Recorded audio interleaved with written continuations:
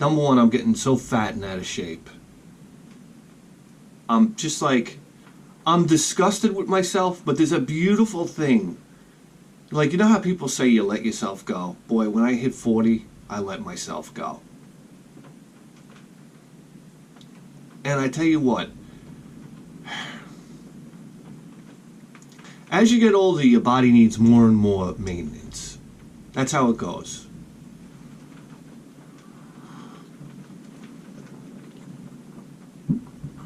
But you know what happened? I don't know what happened.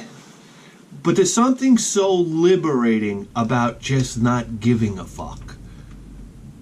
I mean, I found that the more that you work out, the better that you eat, the more self-conscious you get, the more you look at yourself in the mirror, the more, the harder you are on yourself. And I find that I can't relax. When I just don't give a fuck, life goes on great, you know? You know what? It's so nice to eat a bowl of Lucky Charms, you know, and wash it down with a package of M&Ms. My God. And after the holidays, you know what it is? You know what's great about wintertime? You just don't give a fuck. You throw a sweater on, you throw on a jacket, nobody can see your big fucking gut hanging out. But then summertime comes and it's always too late. It's always like, oh, we're going to the beach, you coming? And you're like, yeah, I'll meet you there.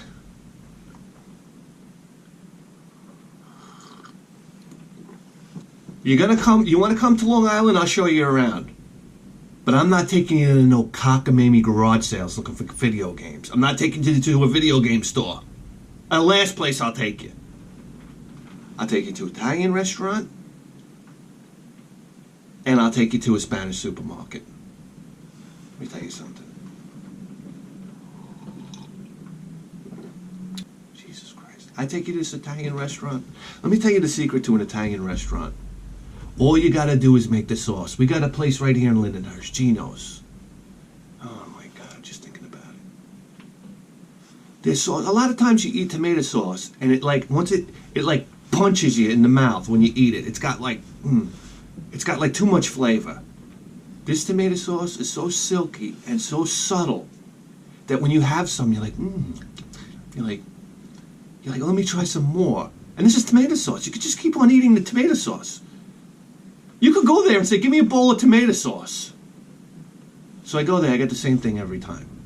My wife yells at me, how come you don't get anything different? I'm like, how come I can't relax? I order the same thing every time. You know why? Because I don't want to be disappointed.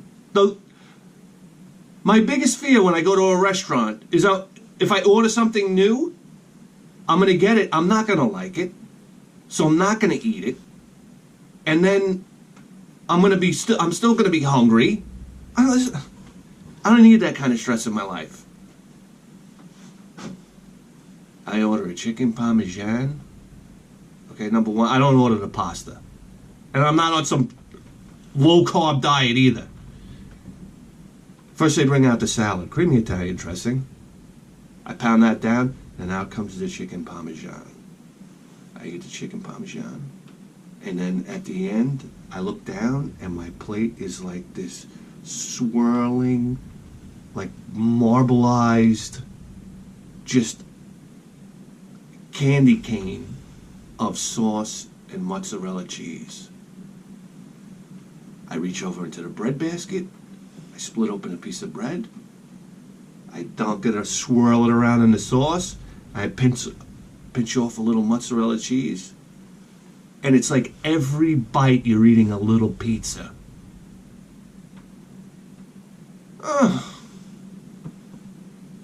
Then the cheesecake comes out. You eat the cheesecake. Then I unbuckle the belt.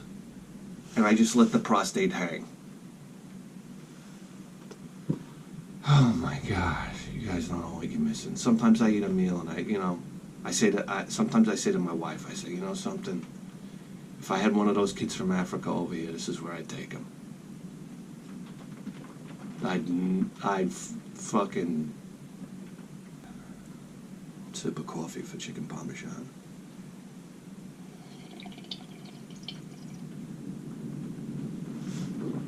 Then after we get done eating, I take you over to the Spanish supermarket.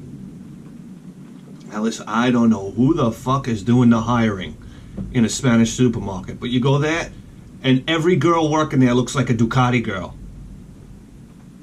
Ish kamada mu amada ming. I could be home on my couch watching the Super Bowl with a Jack and Coke this tall, and all my wife has to say to me is, "Honey, I think we need cilantro," and I'm putting on my jacket. I'm like, "All right, I'll be right back."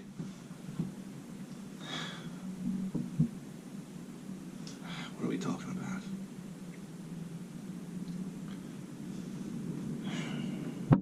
All right, let's get to these packages, huh? We got a couple here. Big, small. This is kind of heavy. This is kind of big.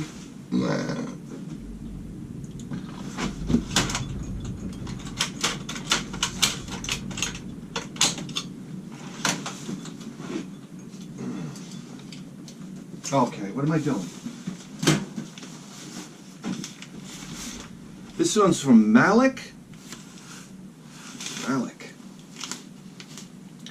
From Vermont. VT, Vermont. Essex, Vermont.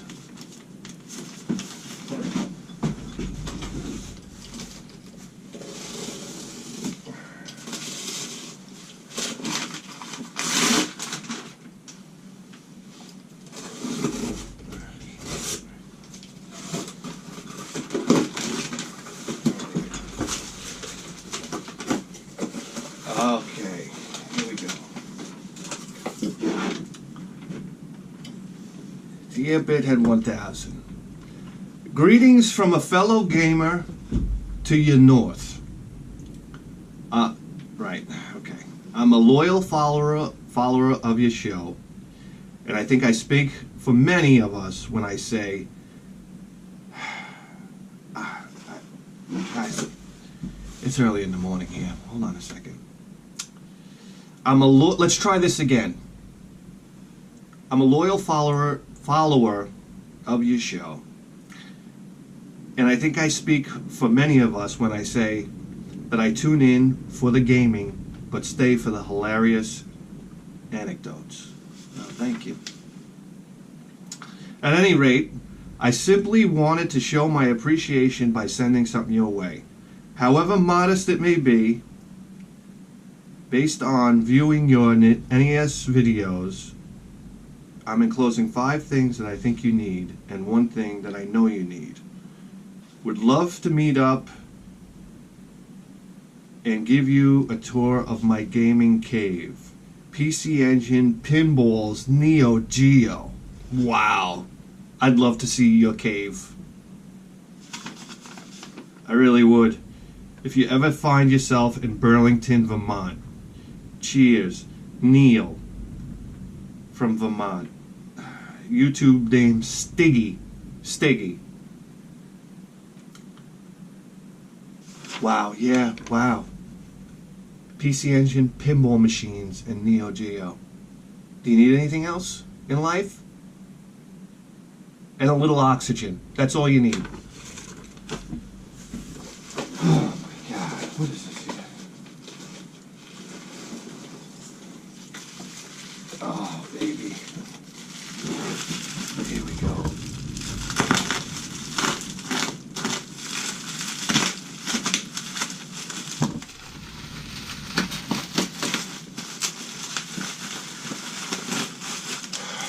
Wow, coming to us, here we go. You guys ready for this? RoboCop. Probably one of the greatest action movies of the 1980s, Paul Verhoeven. Paul Verhoeven and Christopher Nolan. That's the only directors that I need in life. Paul Verhoeven. Starship Troopers, Total Recall, RoboCop. Oh my God, RoboCop. 2 movies really traumatized me as a young man. And the first movie being Toxic Avenger. I remember seeing Toxic Avenger. I couldn't have been more than, I don't know, I was 11? Could that be? Is it possible? When I saw that movie, I thought I was watching something real. Not the monster. But when the kids went out in the Trans Am and they ran over the paper boy, they were running people over for points, and they were all drinking in the car and doing drugs, and they run. What a fucking great movie!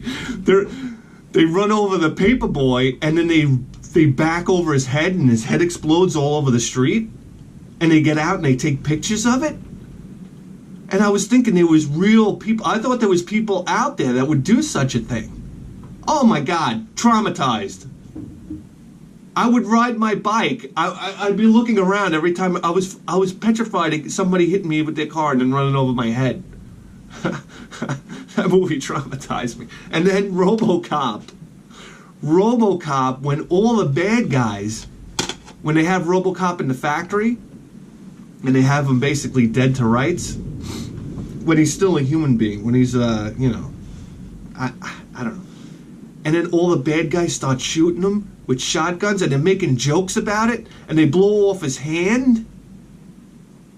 Let's say we give the man a hand, and then he uses a shotgun and blows his hand off, and they're making jokes as they're killing him, and then they kill him in the most brutal way you've ever seen on film. That was so shocking. And I remember thinking to myself, these guys are so bad. Those are real bad guys. Or when their own guy gets shot or something like that, they use him as a human shield, and then they say, "Can you?" What does he say to him? "Can you fly, Bobby?" And they throw him out of the back of the car right onto the cop car's windshield. And you say to yourself, "Who does that? That was part of their crew. There's no loyalty there." Oh God, it was such an upsetting movie. And then when what's his name gets hit at the end, he falls in a toxic waste dump and he's melting, and then they hit him with the car and his body explodes. Oh my God, RoboCop was... Movies don't shock you like that anymore, man. That movie was... For a young man to watch, that movie was utterly shocking. And Paul Verhoeven, I remember watching his director's cut where he did commentary on the movie, and he spoke about violence, and he said, you know, where we live, America, I guess he was from Austria, I don't know, we're shielded from violence. And he goes, there's a lot of violence in the world. And he goes, violence is very real.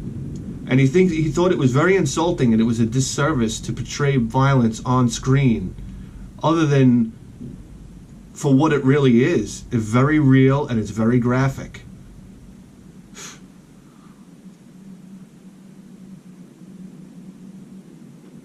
And then when they were in the board meeting and Ed 209 flips out and he shoots the guy dead in the board meeting, and the guys in the board meeting are kind of like, they're a little shocked, but they're like, clean it up, let's move on. What? And then you watch the director's cut and Ed 209 shoots the guy for like 15 seconds straight and tears his body to ribbons.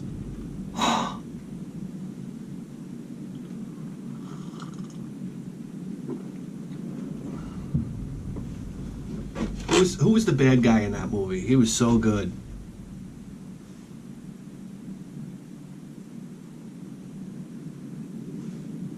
I don't know. And then he puts the grenade, you know, all right, go on and on. Oh, wow, look at this. Speak of the devil. Woo! It's Total Recall. Wow, I know it's a shit game, but, wow, Total Recall was a real mind bender. I remember my friend Rex and I watching Total Recall over and over and over again on the VCR. We rented Total Recall and we just watched it over and over and over again. What an entertaining movie.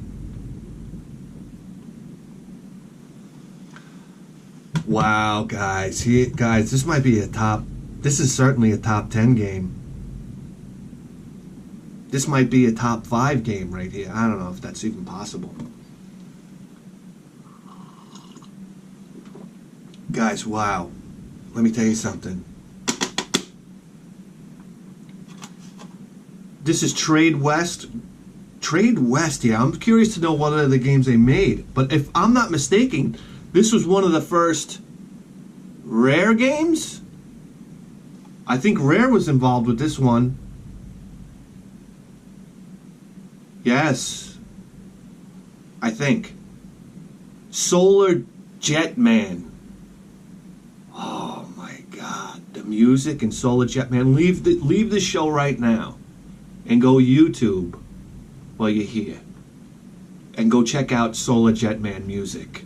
Oh, what a treasure. Here you go. This was like lunar landing on steroids. It was like this gravity physics based spaceship game. You're like this little oval shaped spaceship, and you had to fly down these tunnels without hitting the walls and pick up a piece of a spaceship and bring it up. Wow, this game is deep. This game is deep, and it has beautiful graphics. It has beautiful music. Everything about this game is awesome. And let me tell you something. If you think you're going to beat it, I believe there's a password system. Yes. Yes. You think you're going to beat it in an hour? You're wrong. You think you're going to beat it in 2 hours? You're wrong again. If you're going to beat it in 3 hours, you might be wrong again. This game is deep. This is a classic NES game right here. Wow. And I don't think I've ever found it before. And I've always looked for Solar Jetman. What a name, too. Hunt for the Golden Warship. Yeah, not unlike you're finding pieces of a ship. Almost not unlike Toe Jam and Earl, right?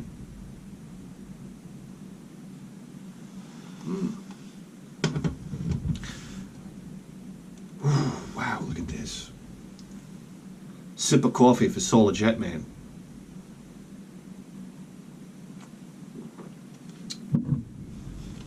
Here we go, a game from Sammy. Sammy, it's Amagon. Interesting. Never played it before.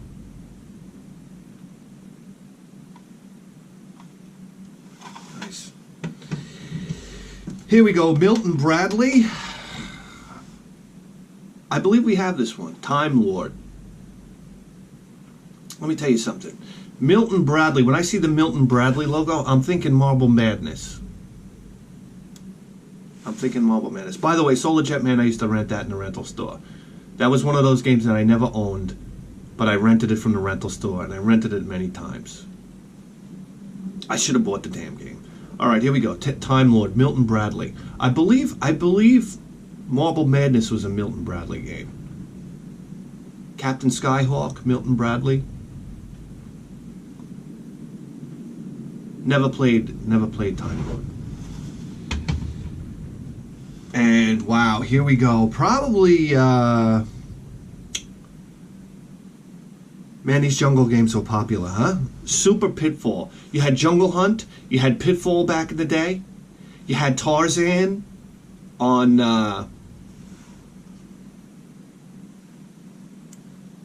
ColecoVision. Pitfall was a very interesting game to play on the Atari 2600, but it was a bit of a tease. It made you feel like you were actually going somewhere. It made you feel like you were actually going to accomplish a mission, but the game kept on going on and on and on. Oh, God, the 2600. What a hard... Boy, did they drop the ball. They didn't drop the ball because they didn't know yet. Okay? But it would take Atari 2600 games to a whole new level if you could just beat them and have some type of ending, even if it just said the end. Accomplished. Because you could stick the points up your ass. I'm sorry. Here we go, Super Pitfall. I believe this was this had to be a close to launch game. And I'm not just saying that because it was Pitfall. But I remember seeing this early on.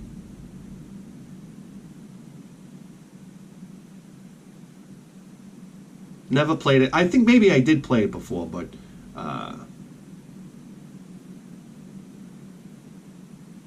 there we go. Pitfall. Or remember watching maybe my friend Steve play it.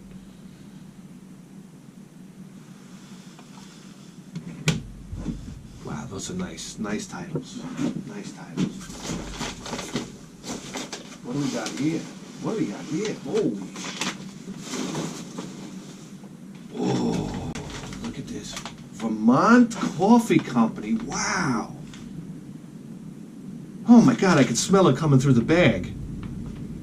Oh my God, what did they grow these beans in Fukushima? Look at this. Okay. Wow, ever since Tom sent me that sack of coffee, that Testarossa, I got a bean grinder. I ground up some of that. That coffee was so delicious. I mean, so creamy. I don't put milk. I drink my coffee black. That coffee was so creamy. I don't know how they do that. How do they extract that from the bean? I don't know. But here we go. Wow. Vermont Coffee Company. Oh, this is great. I'm really becoming quite a coffee connoisseur. And a dark roast. Wow. That'll get the engine running, huh? Hey, Neil. You hit it out of the park, my friend.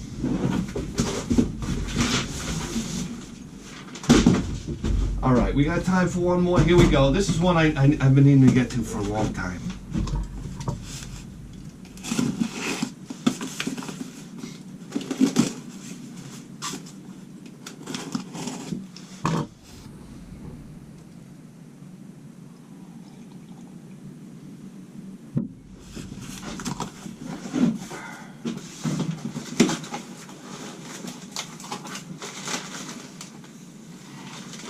Whoa, all right, here we go. Ah, wow.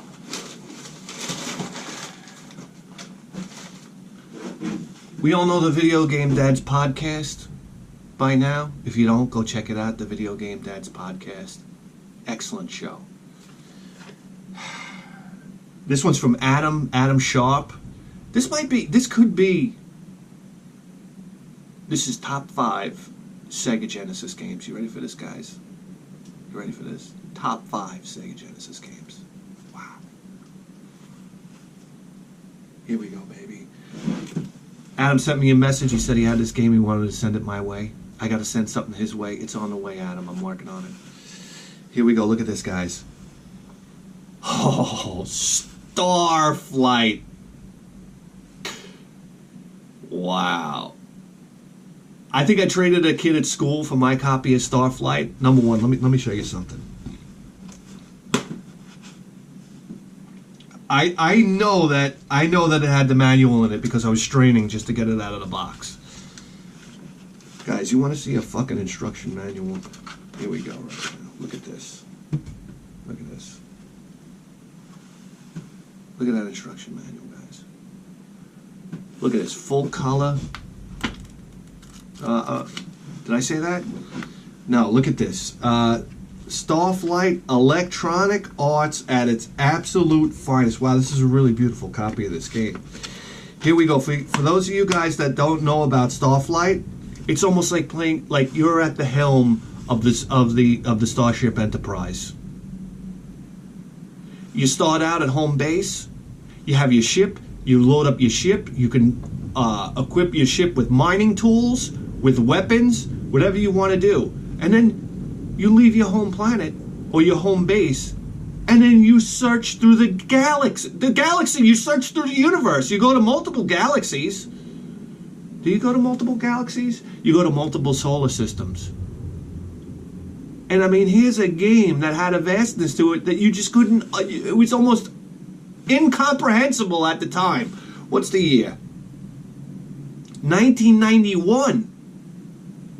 Okay, this was the kind of stuff that you were only getting on a computer at the time. And here it was on your Sega Genesis. So you go to different solar systems, and you would go to different planets, and you would scan the planet, and you would make sure the gravity was not so high, so that you could lower your mining car. And if the gravity was too high, your mining car would just slam into the ground. It was a combination of an open world exploration game and Lunar Lander, because you had very small parts Lunar Lander, because you had to land your mining cart, and then you would drive your mining cart around a planet trying to gather all sorts of different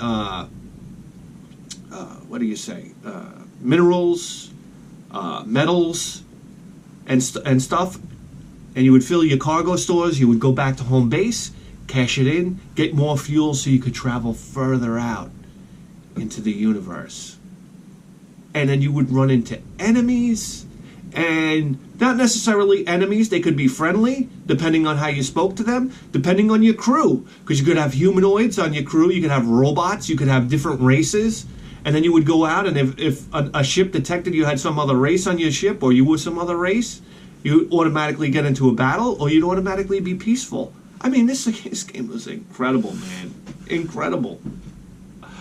Explore 270 star systems, 800 planets, gas giants, lava worlds, and more. I mean, there's so much going on in this game. It's just almost impossible for me to sit here and explain it. You want to have fun on your Sega Genesis? Go out and get a copy of Starflight.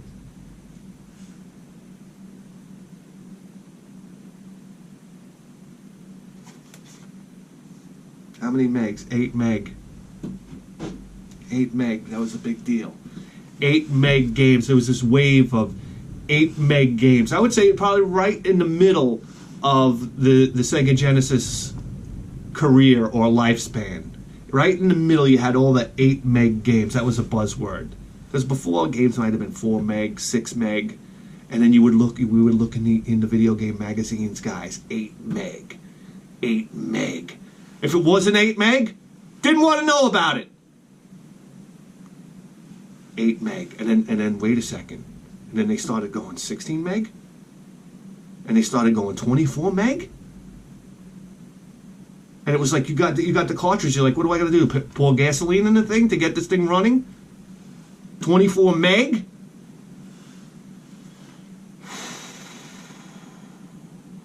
Starflight, guys. Thank you, Adam. Adam from the Video Game Dads podcast. Check him out. All right, guys. Listen, I don't have to tell you that you just tuned into the greatest video game program in the history of human civilization. And you better believe that.